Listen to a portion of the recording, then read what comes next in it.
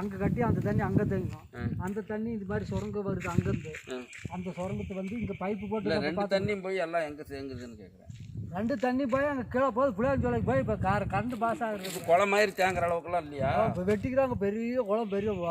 இங்கெல்லாம் தண்ணி தேங்கும்னா அதான் எங்கே இங்கெல்லாம் தேங்கும். நின்ற இடத்துல இப்போ போய் பார்த்தோம்ல அந்த இடத்துல வெட்டிக்கிறாங்கன்னு சொல்கிறேன். அந்த இந்த தண்ணி பூரா அதுக்கு போய் சேருது. அங்கேயும் தேங்க அங்கேயும் தேங்க. ஆமாம், இன்னொரு இடத்துல எங்கேயாவது தேங்குது. இந்த தண்ணி மாதிரி தேங்கும், இது மாதிரி தான் தேங்கும் அங்கே. இப்போ இங்கே இதுல எல்லாம் தண்ணி வந்ததுன்னா இதெல்லாம் தேங்கும் தண்ணி. ஆமாம், இதெல்லாம் தேங்கி நிற்கும். இந்த சுரங்கம் மூலியமா போகிறது தண்ணி.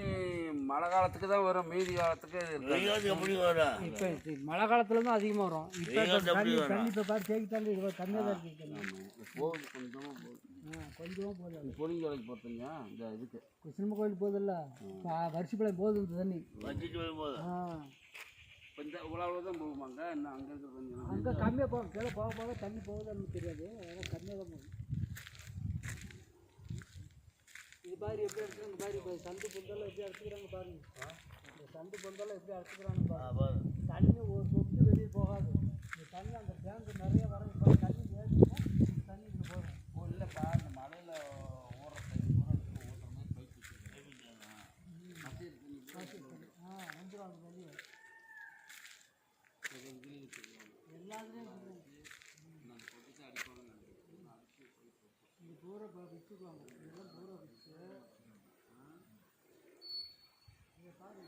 சற்று அதில் போக மாட்டேங்குது.